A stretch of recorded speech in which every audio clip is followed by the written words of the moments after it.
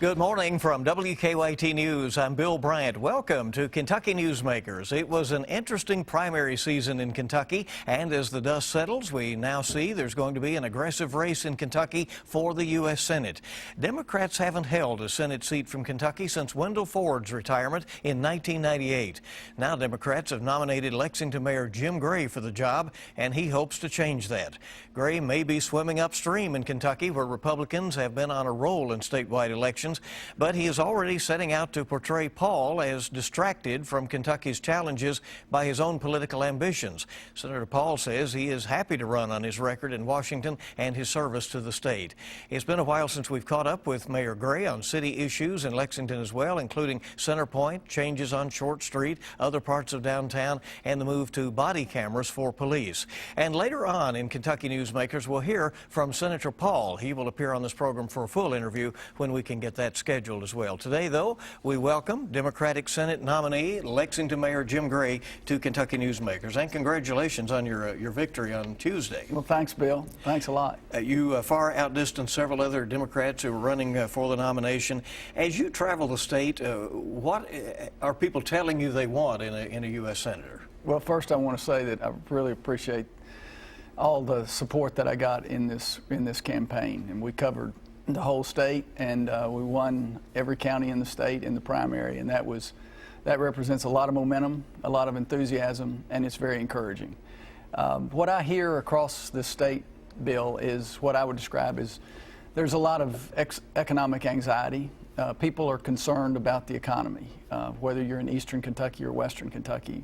It's especially a major issue in the parts of Kentucky east and west of central Kentucky.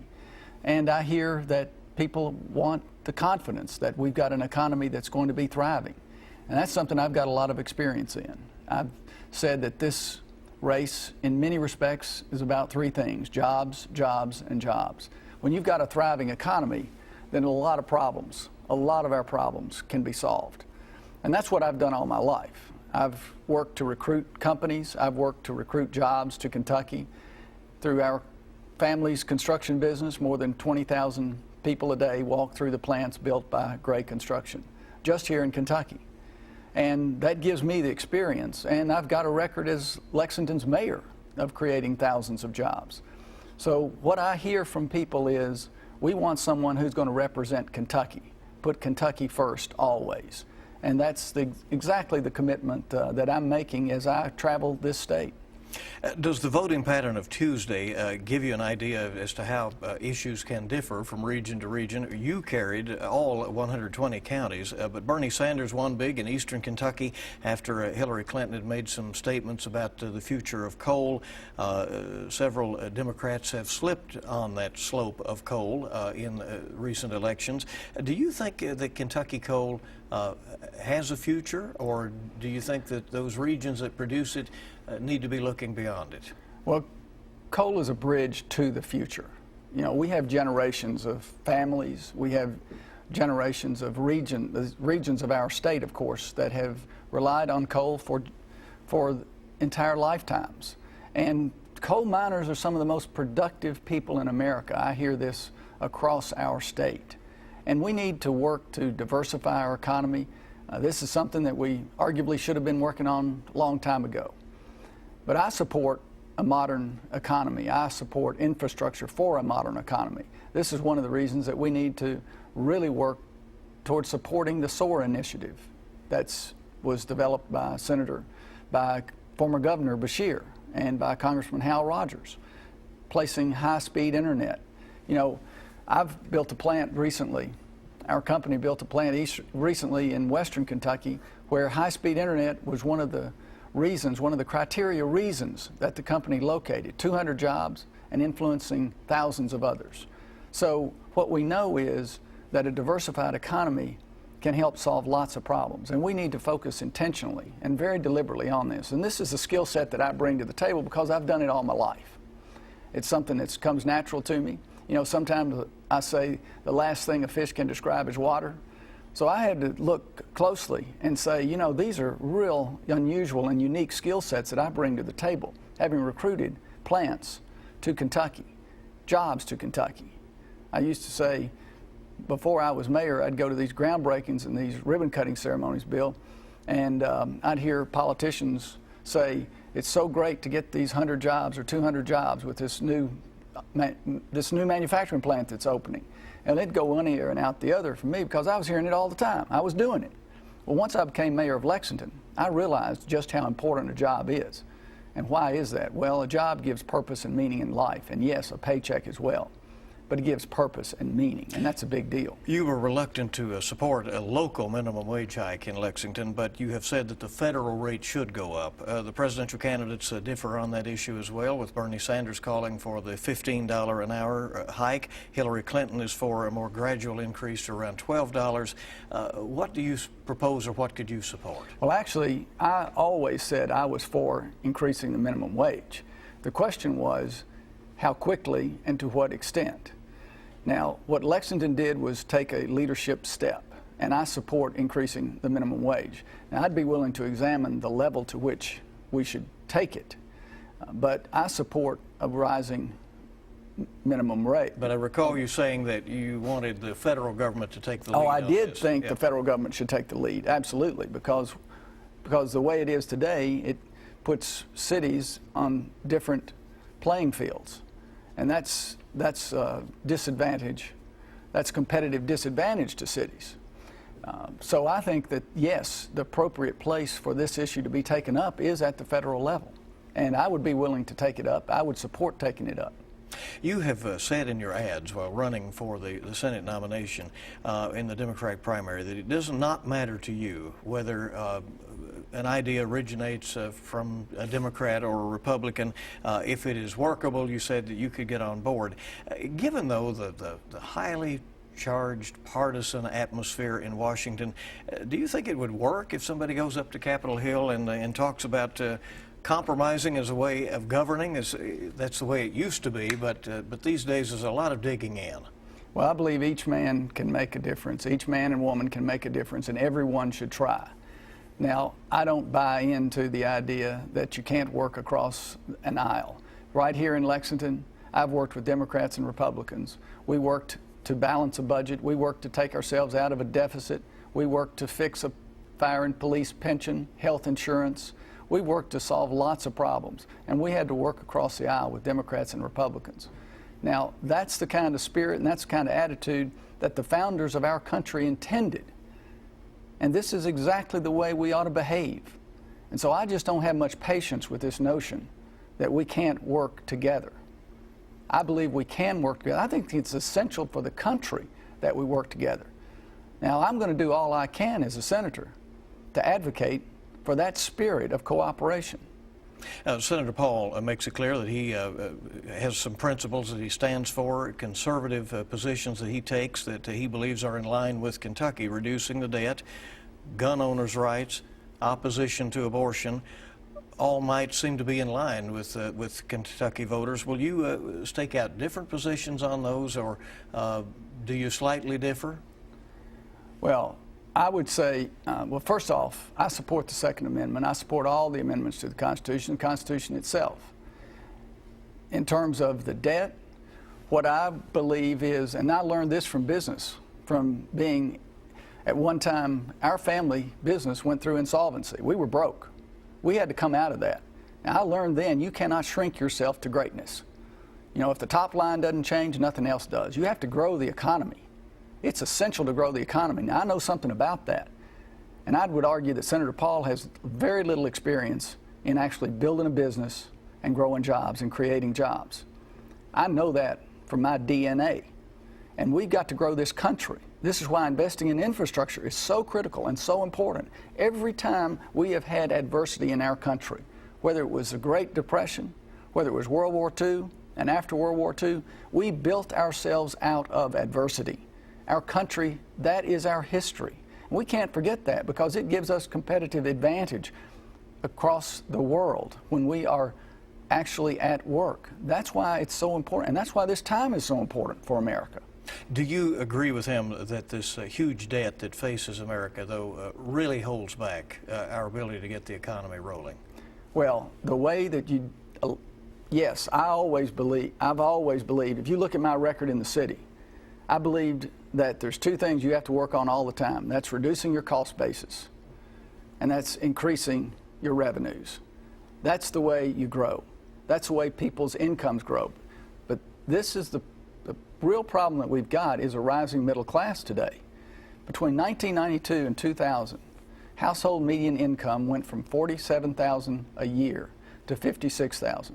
Between 2000 and 2012, times when Senator Paul has been in Washington, that household median income dropped to $51,000 a year. And this is why we must grow our economy. Do you plan to really go after him for making a presidential run, which he says, you know, if he had been president, he certainly would be in a position to help Kentucky. And you made the commitment this week, you said you would never run for president. So is it inappropriate for a Kentuckian who holds public office to try to make that step? Well, what Senator Paul has done is spend his entire career, arguably 5 out of 6 years of his tenure as senator, running for president. Now, what is one accomplishment that he's actually made as senator? What bill has he passed? What has he been able to reach across the aisle and gain support for in order to pass legislation? Now, I look at my record as mayor, having fixed a pension plan that was described as the most effective pension reform in the country, having fixed a health insurance system, having taken a budget deficit and turned it into surpluses, you know, having done projects across the city, including managing a consent decree project, one of the best managed projects in the country. Okay, this represents a record of achievement. And so when we look at Senator Paul, his focus has been on running for president, not on putting Kentucky first. We're with Lexington Mayor Jim Gray, now the Democratic nominee for the United States Senate from Kentucky. Back with more. We'll talk about some Lexington issues, and then later we'll hear from Senator Rand Paul, who's seeking re-election, on WKYT's Kentucky Newsmakers. We welcome you back to WKYT's Kentucky Newsmakers on WKYT, and we're visiting with Lexington Mayor Jim Gray, who is now the nominee of the Democratic Party to be the United States Senator from Kentucky. You're the first openly gay nominee of a major party in Kentucky for statewide office. Lexington voters have elected you vice mayor, mayor, and re-elected you as mayor. Do you anticipate that potentially being a factor in the campaign for statewide? You know, Bill, what I see that voters across our state care about, what they care about is performance, and they care about results. They care about a record, they care about experience. And this is what is always rewarding about campaigns. It's always rewarding about public service, is you actually get in there and you do the job, and that's what people care about. They come up to me routinely and they say, Jim, listen, thanks for fixing the problems we've got in the city. We think the city's going well. You know, I'd like to take the successes of Lexington throughout Kentucky. There are a lot of lessons that both we can translate into Kentucky, and there are a lot of lessons that Washington can learn from Lexington and from Kentucky. How tough is it going to be the next few months to have sort of two full-time jobs? You're running the city and you're running for the U.S. Senate, which has to demand a lot of your time. Well, I love challenges and I love overcoming obstacles, and that's exactly what I faced when I became mayor, was a bunch of obstacles. And you know, you put your nose to the grindstone and you work on the problems. I love problem solving, and so dealing with the work in a couple of dimensions is always a challenge, and it's exciting for me, frankly. The city budget is about to be finalized. There is a surplus this time around, and you have put out your proposal for how to spend it, and yes, it looks like it's about ready to go, huh? Well, the council is now reviewing it. The council links are reviewing the budget, and we've got a lot of commitments in the budget that support basic services. More paving, for example, in this budget. We've really ramped up our police enforcement areas. We've added 20 police officers in this budget. Body cameras will be included in this budget for police. This takes our sworn officers to the highest number, to 600, the highest number it's ever been in the city's history. And you know, our police and our fire do a remarkable job. And that's what I've learned in terms of a competitive city. A competitive city one where people want to live, is one where they feel safe. And this is one of the reasons that commitment in our budget to a strong and vigorous public safety is my first priority. I want to bring up an issue on that. It's very timely. There was a fire this week that started in one home and spread to others there along Edith Hayes Boulevard on the east side of town, where so many houses are built close together. Obviously an effort to try to preserve farmland in the community and so forth, but in some cases, 10 feet apart or less. Is the city looking into those circumstances? Yes, Bill, that fire occurred, as you said, off Richmond Road in the Childsburg area, and these homes were built before 2006, 2007, when building codes actually changed to require. Now, the new building code requires a firewall on a house that's within 5 feet of the property line, and you're right. Many of these homes were built in order to preserve what's really special and unique about Lexington. That is our rural landscape, our beautiful landscape that really is unique for Lexington, our signature. So this represented a challenge clearly for our firefighters, but what has occurred since 2006, 2007 was fire codes, building codes that require firewalls, which would arguably then prevent the expansions of the fire from one home to another. Update on the old courthouse quickly. Yeah, well, the old courthouse, the old courthouse was built in the 1890s, so it's more than 100, almost 20 years old. And it's a unique specimen of that period of architecture, Romanesque period of architecture. It's arguably one of the finest examples of architecture in the state.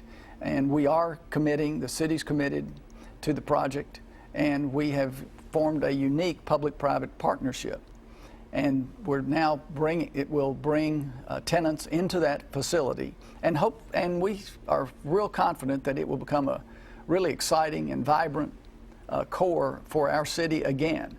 It promises, the design's going to be revealed, I believe, this week.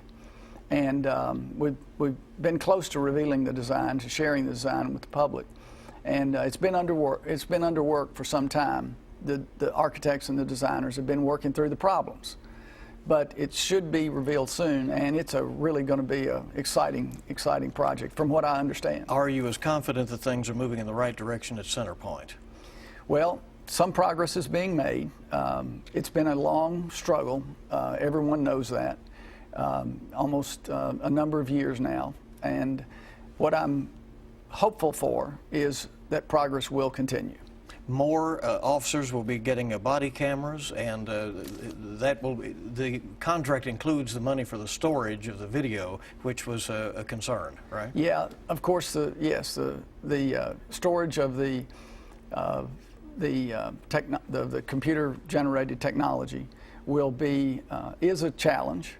But we've worked through that. That's why we've done the test period. And now we've included in this budget the first set of the first phase of the body cameras, which our police chief is very supportive of, and fortunately the officers are as well. I know you're preparing for the 4th of July events in Lexington, always a big time here. 4th of July, big deal. On Sunday the 3rd, of course, the Transylvania, the big concert, patriotic concert at Transylvania, and then on Monday will be our big 4th of July parade, which everybody, it's just such a big feature of our summer in the downtown. Lexington Mayor Jim Gray, now a U.S. Senate candidate and the nominee of the Democratic Party. All right, we'll hear from Senator Rand Paul, the Republican nominee, in just a moment.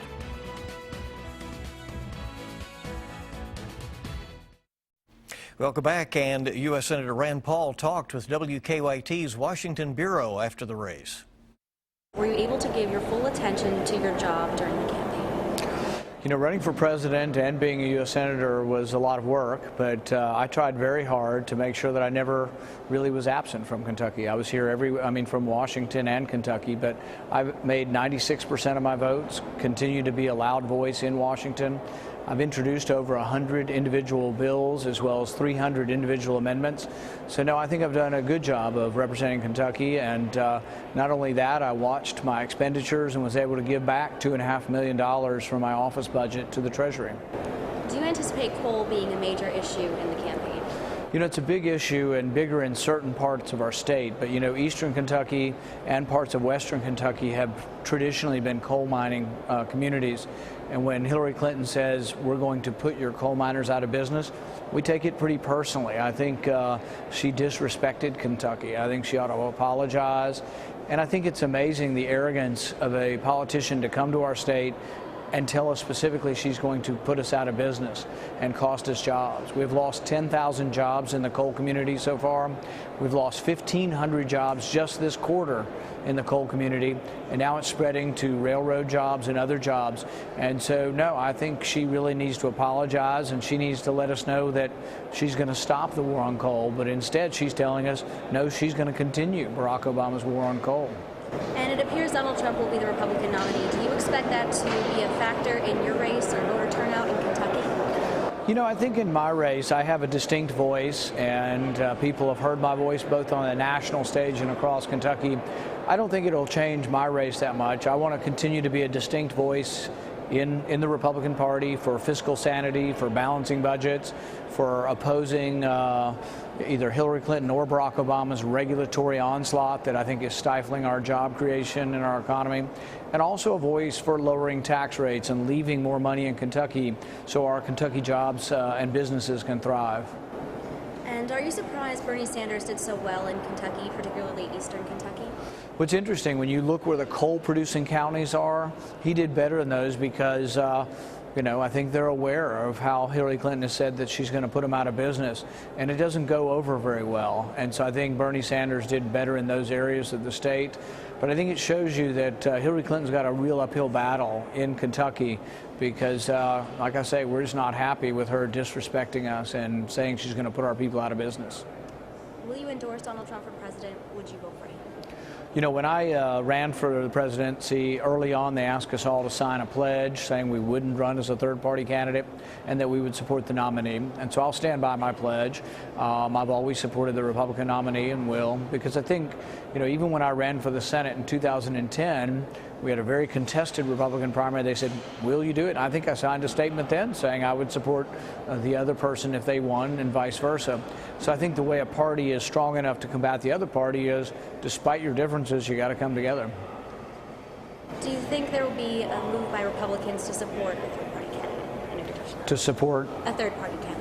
You know, I don't really think so. There's all this discussion of it, and I think some of it is promoted by the media, but I don't really think that there is going to be a movement. A lot of people don't realize how hard it is to get on the ballot.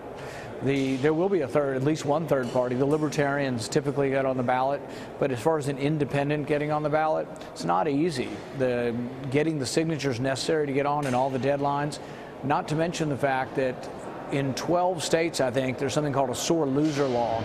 So if you ran for president and you lost as a Republican, you're not allowed to be on as an independent in about 12 states because they don't want people gaming the system, losing, and then coming back. So I think it's very unlikely there'll be a prominent Republican leave and become an independent. And what would you tell someone who has a problem supporting both Trump and Clinton if it comes down to those two in November? You know, my main problems with Hillary Clinton are what she said about Kentucky coal, but also her lack of defense of our consulate in Benghazi. For about 6 months before the ambassador was assassinated, she kept bringing troops home.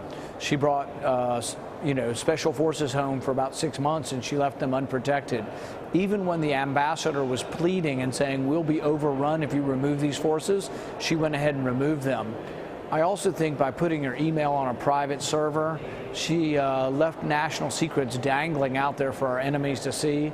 And in all likelihood, our enemies have read all of her emails. And I think that shows poor judgment. And I think you want a commander-in-chief that has better judgment than Hillary Clinton. And now that you've won the primary in an overwhelming fashion, how do you run your campaign against Jim Crow? Well, I think my campaign will be mostly talking about my record, talking about how I've advocated for balanced budgets, how I've opposed President Obama's regulatory tsunami and overreaching, but also how I've been talking about how we can allow Kentucky to grow more by leaving more money in Kentucky, by lowering tax rates and having a more vibrant economy in Kentucky. I've also talked about something special that I think would really help Kentucky, and that's called economic freedom zones. This is where we would lower the taxes dramatically in areas of poverty like eastern Kentucky or in West Louisville. And I think ultimately the voters will look at that and say, look, we want somebody to stand up for Kentucky, not somebody who's going to go along with Hillary Clinton and her war on coal and all the regulations and all the job-killing regulations. And you're likely to hear you don't care about Kentuckians from the opposition because you spent some time running for president. How do you respond to that? Well, you know, I made 96% of my votes. I have been probably one of the most active senators up here. I've been on the floor sometimes for 12 and 13 hours at a time, filibustering things that were going to take away our rights. I've also introduced 100 bills, 300 amendments. So I think really, if you look at the record, I've probably been one of the most active senators in the Senate. And what are you working on right now in the Senate, or any top priority you have at this time? All right. This week I'm going to introduce an amendment that takes $8 billion from foreign aid, money that we're going to give to foreign countries, and says, you know what? We need to fix things here at home. I'm going to take that $8 billion and put it in the road fund so we can fix roads in Kentucky and in our country. And I think that's what people want. I think people think that we need to see Kentucky first. So I think Kentucky ought to be at the front of the line, not the back of the line, and we shouldn't send money to Afghanistan. We've spent $100 billion in Afghanistan paving their roads. I think it's about time we take care of problems here at home. Senator Rand Paul, and before that we heard from Senate candidate Jim Gray, the Lexington mayor and the Democratic nominee. Thank you for joining us for Kentucky Newsmakers. Have a good week ahead.